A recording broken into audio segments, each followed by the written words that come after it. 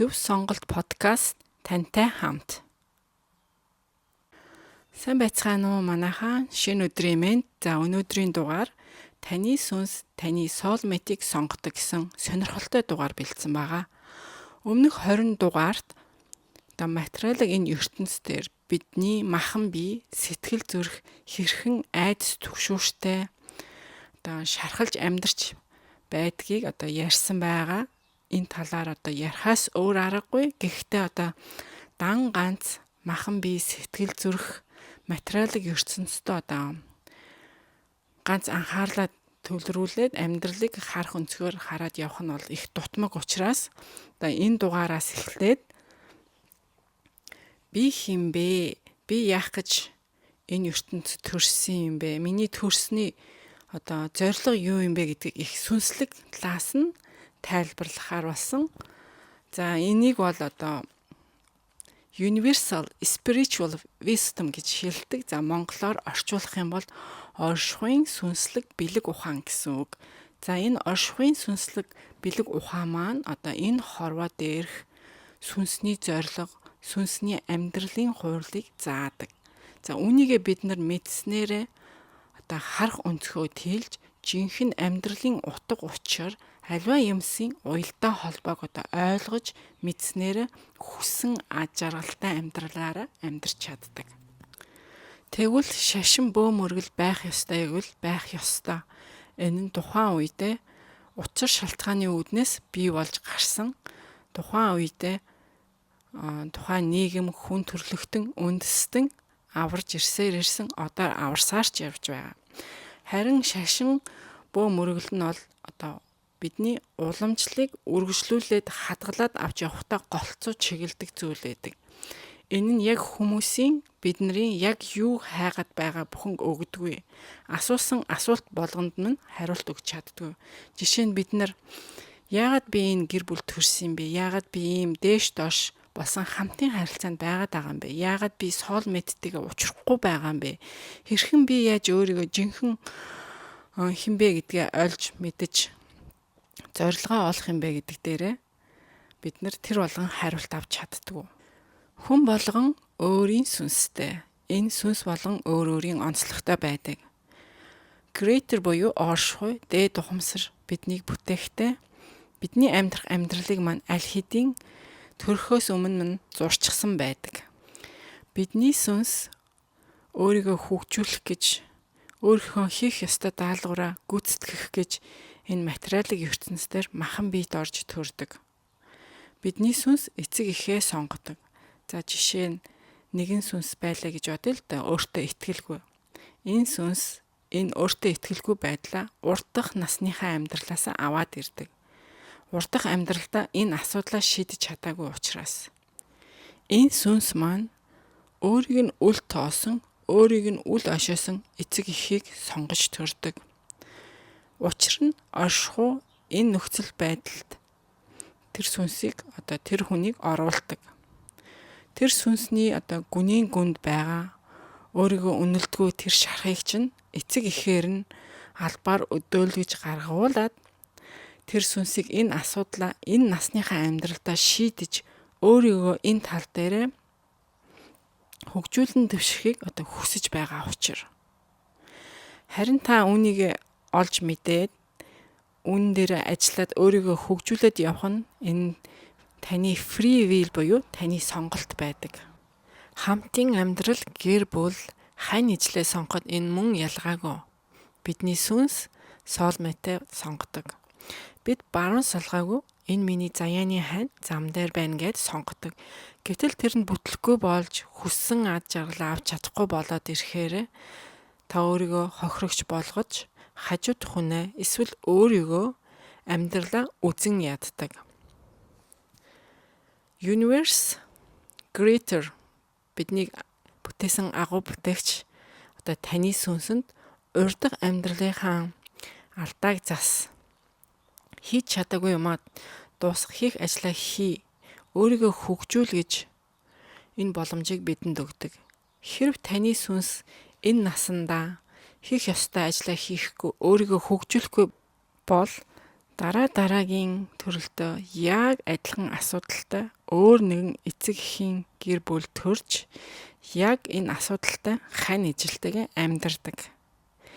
Энэ хэдэн зуун дахин таныг сэртэл хийх зүйлээ хийж дуустал автагдана.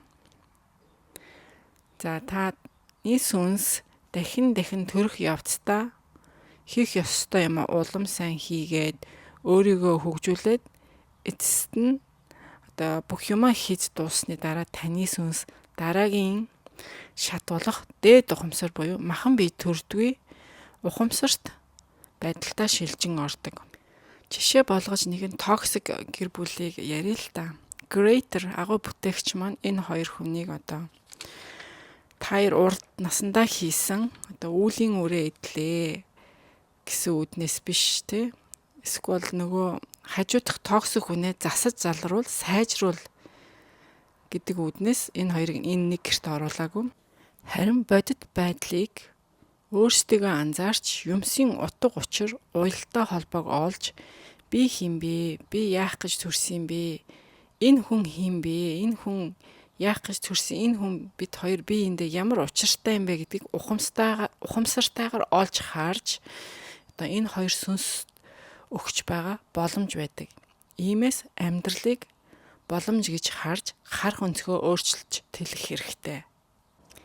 Хэрв тэр хүн жирийн нэгэнтэй суусан бол түүний сэтгэлийн гүн дэх шарах сорив нь өдөөгдөн гарч ирэхгүй. Түүнийг амьдрал сорихгүй байсан. Тэр хүн зөвхөн материалын ертөнцид хамаг анхаарлаа хандуулад түүнд сүнсний сэрэлт, ухамсарын тэлэлт явагдахгүй. Хүний амьдралд хүн цохилт, сорилт, нүүр тулсан үед түүнээсээ гарах арга замыг хайх үедээ ухамсарын тэлэлт сүнсний сэрэлтэндээ ордог. Токсик хамтрагчийн сүнсний хийх ажил даалгавар нь тэр хажууд хүнээс сэрэх зорилготойгоор ирсэн байдаг. Тэр хүний токсик зан чанар, ааш араншин, үйлдэл нь тэр сүнсний ажил таныг тест хийж байгаа хэрэг байдаг. Харин үүнд нь нурж унах биш зөвхөн зүйтэй даван туулах гатлах нь тэр сүнсний хөгжил байдаг. Нэгэнт сэрсэн сүнс өөрт нь аж аргал авчирдаг хүсэл эрмэлзлээ мэдээд ирэхээрээ тов тодорхойгоор урагшаага алхам хийдэг. За энэ нь юу ч байж болно. Бусдад өөрийн туулсан амьдрал туршлагаа хуваалцах. Бусдад spiritual сүнслэг чанараа олж авахт нь туслах. Эсвэл бусдын ухамсар харах өнцгт нөлөөсөн уран бүтээл туйрвчж байж болно. Энэ бүгд нь тэр сүнсний хийх даалгавар нь байдаг. Токсик хамтрагчийн сүнс нь зөвхөн сүнсний гэрээ болох сүнсний ажлаа хийж байгаа учраас түүнийг үзен ядалгүй, буруутгалгүй уучлах хэрэгтэй. Энэ туусан амьдрал чинь биднийг бүтээсэн Greater-ээс таныг заавал туулах ёстой, явах ёстой зам чинь учир та үүнд өөрийгөө би азгүй нэгэн гэж дорд үзэхэ болж өөрийгөө бас уучлах хэрэгтэй. Ингэснээрээ та махан бие сэтгэл зүгээ тараманаас салгаж чаддаг. Тун удалгүй сүнсний сэрэлт болоод айцнаас чөлөөлөгдөд ирэхээр би энэ токсик хамтрагчийн хараат гар доор энэ хамтын амьдралын туршид байсан биш юм байна. Харин би өөрөө энэ токсик хамтрагчаа сэрээд сүнсний сэрэлт болоод хурдан явуулахгүй зуураа тавихгүй байгаад байсан би өөрөө юм байна гэдгээ олж хардаг. Токсик хамтрагчийн сүнс хийх ёстой ажил даалгавраа хийлээ, таныг сэрээлээ, та сэрлээ. Нэгэнт сүнснүүдийн хоорондын бие биендээ хийх зүйл дуусахаар тэр дараагийн даалгавраа хийхээр өөрхийн нэг сэрэхээр яваад өгдөг. Эсвэл зөвхөн таныг сэрэх сүнсний зорилго даалгавартайч байж болно. Тэр хүний сүнс таныг дагаад адилхан амьдралыг харах өнцөг нь өөрчлөгдөж өөрөө сүнсний сэрэлтэнд ордог. Сонирхолтой нэгэн зүйлийг хуваалцахад жишээ нь та хэн нэгэнтэй 30-аас 40 жил амьдралаа гэхэд за энэ хүнээсээ та салж явах шаардлагагүй. Энэ хүний чи махан биеийн ой сайн намж нь өөрчлөгдөхгүйгээр энэ хүний чинь бие нь шин сүнс орж ирэх боломжтой байдаг. Яагаад гэхээр таны soulmate бол сүнс. Soulmate бол таны хажууд байгаа махан бие. Тэр body mate биш. Түүний биед таны soulmate солигдоод л орж ирж байгаа гэсэн хэрэг. Жишээ нь амьдралд бодит түүхэнд өчнөө токсик хүн нэг өдөр генет өөрчлөгдөж өөр хүн болсон түүх зөндөл байдаг.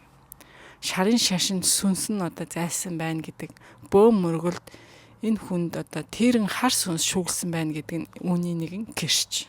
Хэрв та гэрэлсэн ч өөрийгөө soulmate-тэйгээ хамт биш байна гэж бодож мэдэрч байгаа бол энэ хажууд хамтрагчаасаа салж явуулгүйгээр өөрийнхөө soulmate-ийг manifest хийж soulmate-тэйгээ учирч болно. За энэ талаар дараа нь тусгаалan дугаар бэлдэнэ.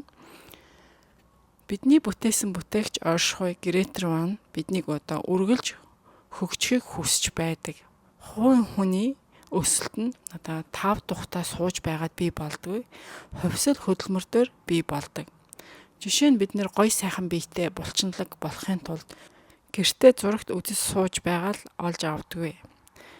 Булчиндаа массаж хийснээрээ ч олж авдаггүй. Харин оронд нь бид нар жим рүү тодорхой хугацаанд тогтмол хугацаанд очиж хичээлж булчингаа өвдгөж байж тэгж булчингаа хөгжүүлдэг. Яг үүнтэй адил Гретер биднийг хөгжихийг хүсдэг. Тийм учраас биднийг хөгжүүлэх хэн нэгэн тэр нэгэн тохирсон хүнийг л илгээдэг. Гретер бидний сүнст тэр л нэгэн хүнийг сонгох тийм нөхцөл байдалд оруулдаг. Бидний ихэнх яагаад нөгөө л хуучин хэв маягтай хамтын харилцаандаа дахиад ороод давтаа яваад байдаг вэ гэхээр эн чинь учир бий.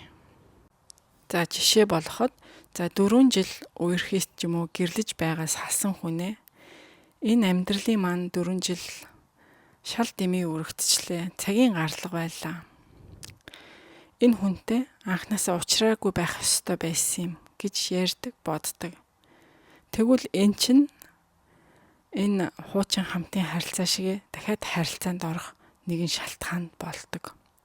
Яагаад гэхээр та өөртөө сөрөг дурсамж, сөрөг буруу итгэл үнэмшлийг ингээд хадгалаад аваа үлдсэн байгаа аахгүй юу?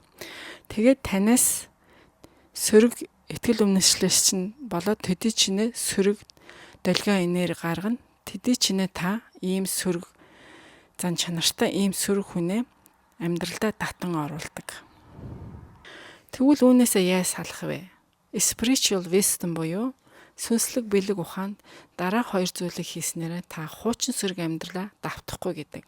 Нэгт нь хамтын өнгөрсөн амьдралынхаа бүхэл сайхан талыг хараад юм болгонд нь үнэн сэтгэлээсээ бүхэл утгаараа талархах хэрэгтэй. Хоёрт нь яагаад Гретер агуу бүтээгч маань надад энэ хүнийг эсвэл энэ үйл явдал, энэ нөхцөл байдлыг илгээсэн бэ гэдгийг хараад анзаараад энэ нь намайг өсөж хөгжүүлэхийг хүссэн учраас гэдгийг утга учирыг ойлгох хэрэгтэй. Таны амьдралд орж ирж байгаа хүн болгоныг та тодорхой хэмжээгээр таныг хөгжүүлэх, таныг дэвшүүлэх гэж, тань туслах гэж ирсэн гэдэг өнцгөр харах хэрэгтэй.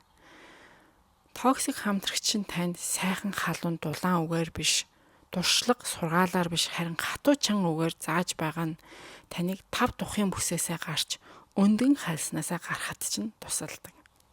Та энэ дугаарыг сонссноор таны амьдралыг харах өнцөг чинь арай өөр болсон байх гэж найдаж байна. Та энэ ярьсан зүйлийг өөртөө аваад шингэн үү, үгүй юу гэдг нь бол энэ таны free will, таны сонголт. Коммент дээр сэтгэгдлээ бичээрэй. Тухлан сууж цагийг өнгөрөөсөнд баярлалаа. Тэгээд subscribe хийхээ бүү мартаарай. Шинэ дугаарыг цаг алдалгүй үзэх бол